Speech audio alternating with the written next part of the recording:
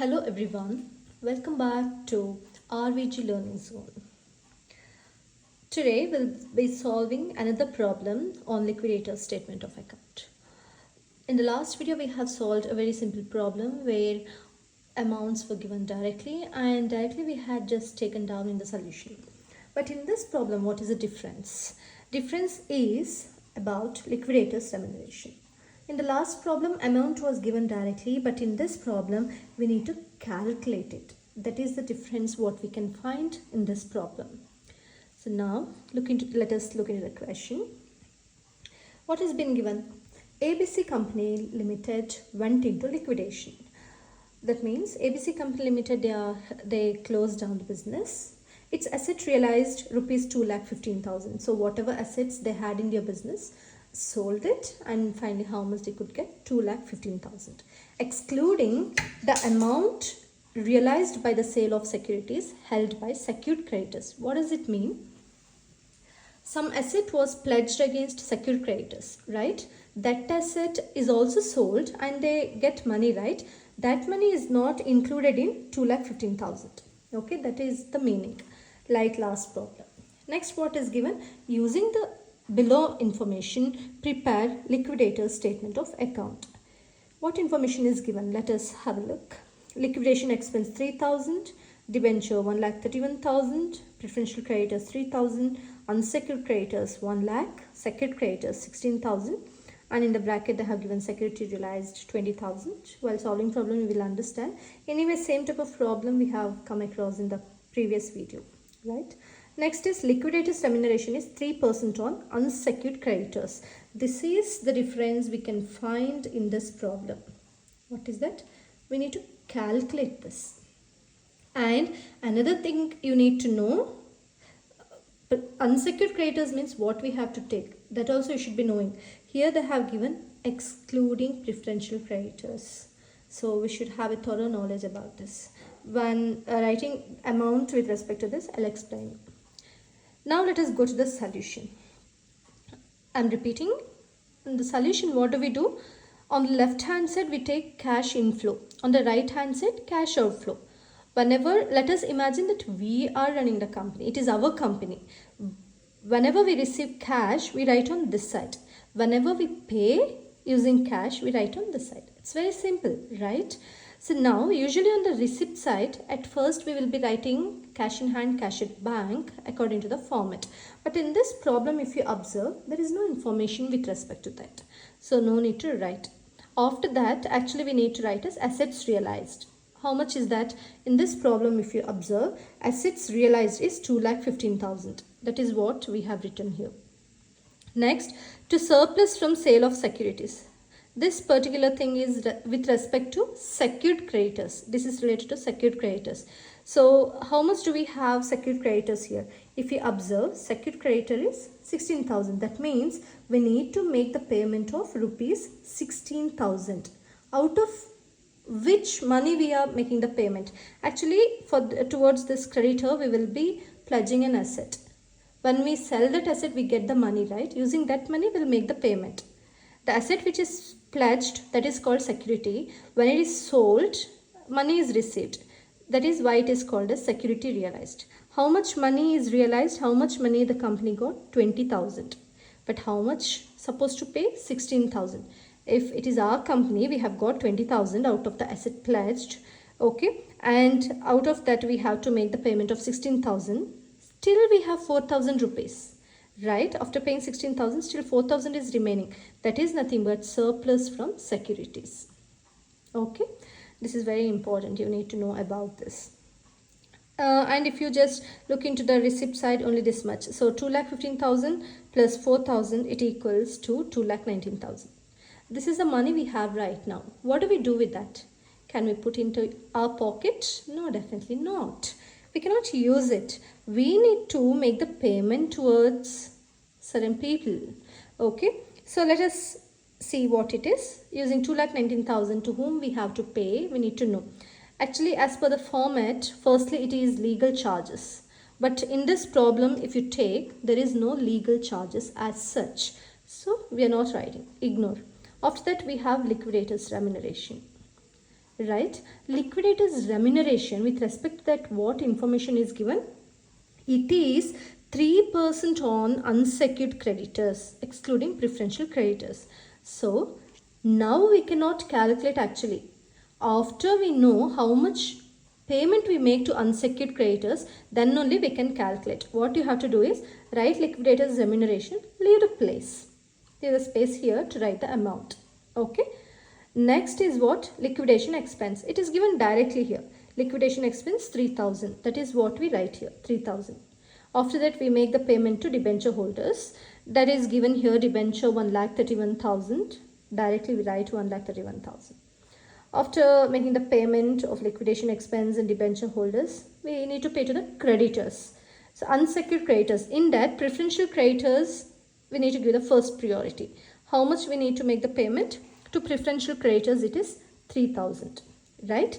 Now we need to see how much balance is there so that we can understand how much money we can make the payment to unsecured creditors. Okay, now let us have a look here. How much we have? 2,19,000. I told you liquidator's remuneration cannot be written in the beginning because calculation is to be made. This remuneration is on unsecured creditors, but when we write unsecured creditors, it is not in the beginning. After making the payment till preferential creditors, we cannot pay to unsecured creditors. Okay, after making the payment to all this, whatever is remaining, using that we need to make the payment, right? So now we need to check to pay to unsecured creditors how much money we have. Okay, take your calculator and calculate 2,19,000 minus 3,000 minus 1,31,000 minus 3,000. How much you get? You need to check. Okay. If you just calculate it, you get to know that we have only 82,000 rupees. Okay. How much? 82,000. If you observe here, 2,19,000 minus 3,000 minus 1,31,000 minus 3,000. How much we get? It is 82,000. Got it? But what is it we understand? We need to make the payment to unsecured creditors. But total amount is what? If you look into the question, what is there? Unsecured creditors, it is 1 lakh. Right? How much we need to make the payment to unsecured creditors? 1 lakh. But when you calculated what was the balance you got? Only 82,000. Now tell me, do we have sufficient balance to make payment to unsecured creditors? No, right? Because 1 lakh, it's more than what we have. So, can we make the payment of 1 lakh rupee? Definitely not. Now, what we need to understand is here we do not have enough balance. We do not have sufficient balance. Now, what is it we have to do before deciding how much amount to be given to unsecured creditors? We need to calculate remuneration, right?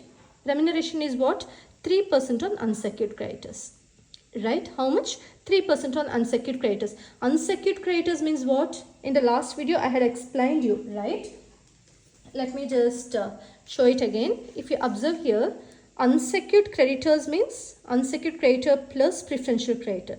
But in this question they have specified liquidator's remuneration is 3% on unsecured creditors excluding preferential creditors. Exclude means here we should not take preferential creditors. We should take only unsecured creditors amount. Got it? That is what we need to understand here. Okay. Now, for making the payment to unsecured creditors, how much balance we have? 82,000. We have looked into some other thing in the last video that if liquidator's remuneration is on unsecured creditors, we need to check whether sufficient balance is there. Sufficient balance do we have? No. 1 lakh is the actual payment we need to make, but we have only 82,000. That means if we want to calculate the remuneration, we need to decide on which formula to be used. Here, if sufficient funds were available, we would have used the problem directly. Amount of unsecured creditors into rate. But here we do not have enough balance. We have only 82, but the actual amount is 1 lakh. So if sufficient funds are not available, then how do you calculate liquidator's remuneration? That is equal to amount available into rate by 100 plus rate. You understood, no? There are two formula here. When sufficient funds are available, we use this. When sufficient funds are not available, we use this. Okay, you need to know the difference. So now what is that we need to do? Liquidator's remuneration is equal to amount available into rate by 100 plus rate. We need to substitute the values. How much balance is available? We have come across, right? That is 82,000 rupees. Write it, 82,000 into rate is how much? 3, right? 3%. 3% means 3 by 100 plus rate means 3 you have to write. Rate 300 as it is you write, rate again you write 3. So 82,000 into 3 divided by 100 plus 3 is 103. When you calculate, you will get 2388. How much? 2,388. So how much is the liquidator's remuneration now? 2,388. If you observe here, note 1, we have provided note no. How much we got liquidator's remuneration? 2,388. Now, after making the payment to all this, whatever balance is remaining, that will be paid to unsecured creditors. Got it? What you can do is either 2,19,000 minus 2,388 minus 3,000 minus 1,31,000 minus 3,000. After deducting all that, how much you get? 79,612. This balance is nothing but unsecured creditors.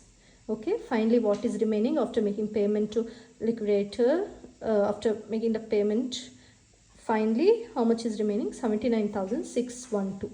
Okay, that is the payment made to unsecured creditors. Otherwise, I have also provided note 2 to arrive at 79,612. What is that I have written here is, if you observe, actually total available balance is 82,000, right? Finally we had 82,000. In that how much we paid? 2,388 we paid to liquidator towards remuneration. Finally what is remaining? 79,612. Either you can do like this or again deducting all the amounts. Understood? Okay. Now if you observe, total receipt we had is 2,19,000. Finally we have made the payment of 2,19,000. That's it.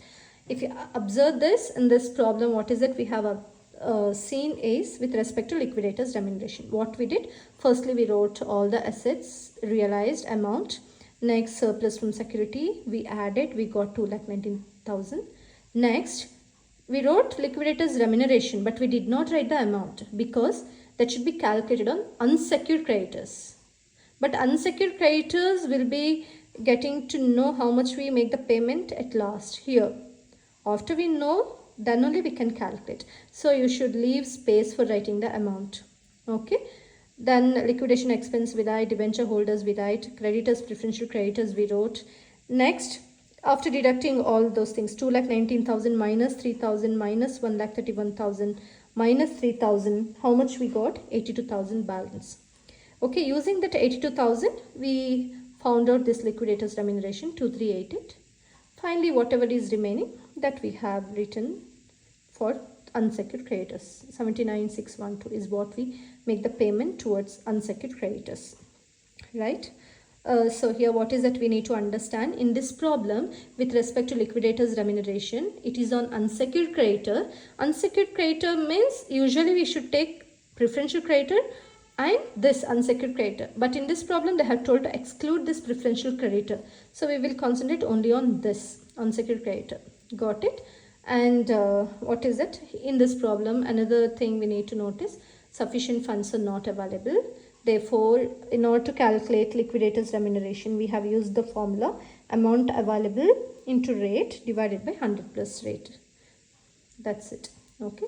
It's easy, right? Very simple. Only thing is you should have patience to read the question and also have very much patience while writing the solution. And when you solve 2-3 problems, you will get to know the format. And again, I'm telling you, you need not mug up or anything. Easily you can get all these things into your mind when you practice. Okay. Thank you. Until the next video, take care. Bye-bye.